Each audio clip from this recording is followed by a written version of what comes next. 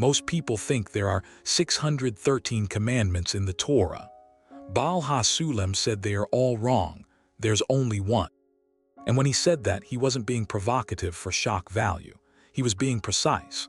Rav Yehuda Ashlag, known as Baal HaSulam because he wrote a monumental commentary on the Zohar, lived in Jerusalem in the 20th century.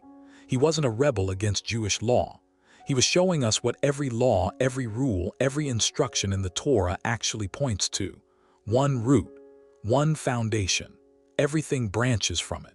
Here's the thing, we read the commandments and we see them as separate duties. Don't steal, honor your parents, keep the Sabbath, give charity, rest on holidays. They feel like a checklist, do this, avoid that, and you'll be righteous. But Baal HaSulam asks a radical question. What if they are not separate at all? What if every single one is just a different expression of the same inner work? That one commandment is this: love your neighbor as yourself, not as a feeling, not as sentiment, as a law of your inner being. Baal HaSulam taught that this isn't poetry, it's the architecture of reality. Every other commandment is training for this.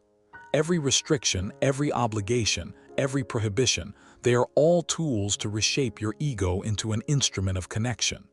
Think about what that means. When you're told not to steal, you're learning to stop taking from others for yourself.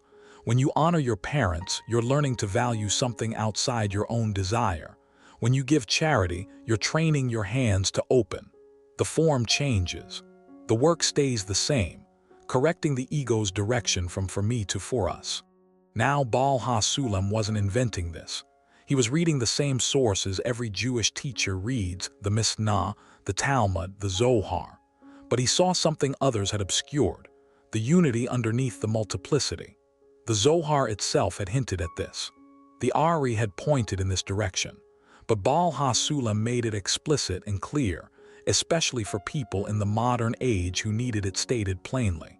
Because here's what happens when you don't understand this unity. You keep the law and you stay selfish. You follow the rules and your heart doesn't change. You become what Baal HaSulam called a slave of slaves, not free, not alive, just mechanically obeying. The letter without the spirit, the form without the transformation. So what does it actually mean to love your neighbor as yourself? Not more than yourself as yourself. That's the precision. You want good things for yourself naturally without effort. You want safety, dignity, wholeness. That same instinctive care is what you're asked to develop for others, not through gritting your teeth, through rewiring what self means. Baal HaSulam taught that the upper worlds, the spiritual realities that Kabbalah describes, aren't separate from this work. They're not a reward you get later if you're good enough. They are the result of this transformation happening inside you right now. When your heart corrects itself, the worlds correct themselves.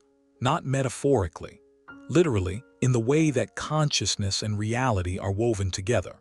This is why free will matters so much in Kabbalah. You're not forced to love your neighbor. You can't be forced.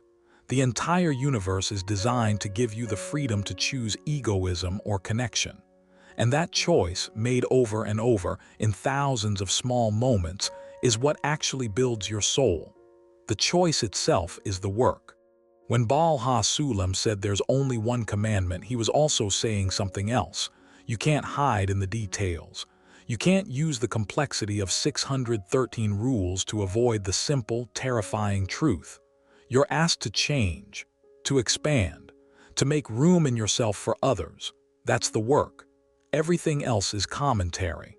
And this applies to every human being, not just Jews. Baal HaSulam was explicit about this too. The commandment to love your neighbor as yourself is the law written into creation itself. It's the reason the world feels broken when we act in isolation. It's the reason connection feels like truth. We're built for it. Most spiritual teachers talk about love as an emotion you should cultivate. Baal HaSulam didn't. He talked about it as a law you need to understand and practice. Not warm fuzziness. Clarity. The understanding that your neighbor's well-being is as real and as important as your own because, at the deepest level, you're not actually separate. You're expressions of one force. This is where the meaning of life lies. Not in accumulation, not in achievement, not in pleasure or status or legacy. In the moment when you act for another's good as naturally as you act for your own. In that shift, you touch something eternal. You become an instrument of the force that creates worlds. Baal HaSulam called this the intention of creation. Everything that exists was made so that you could have the freedom and the opportunity to make this choice, to do this work. Every obstacle, every problem, every person in your life who frustrates you, they are all invitations. Will you love them as yourself? Will you expand? Or will you contract? The beautiful part is that you don't have to be perfect. You don't have to suddenly feel unconditional love for everyone. You just have to understand the direction. You have to keep turning your intention again and again toward connection, toward seeing others, toward choosing their good. That's the practice. That's the only commandment that matters. When you read the Torah from this lens, Baal HaSulam's lens, it stops being a book of rules and becomes a map of consciousness. Every story, every law, every ritual is pointing you toward this one truth. And once you see it, you can't unsee it. The meaning becomes unavoidable. Your life becomes the question, will I love my neighbor as myself? That's the gift Baal HaSulam left us. Not more rules, not more complexity, clarity, the simplicity underneath everything. One commandment, one work, one direction, and the freedom to choose it moment by moment for the rest of your life. Subscribe for weekly explorations of authentic Kabbalah teachings, each one revealing the simple truths hidden in the oldest wisdom.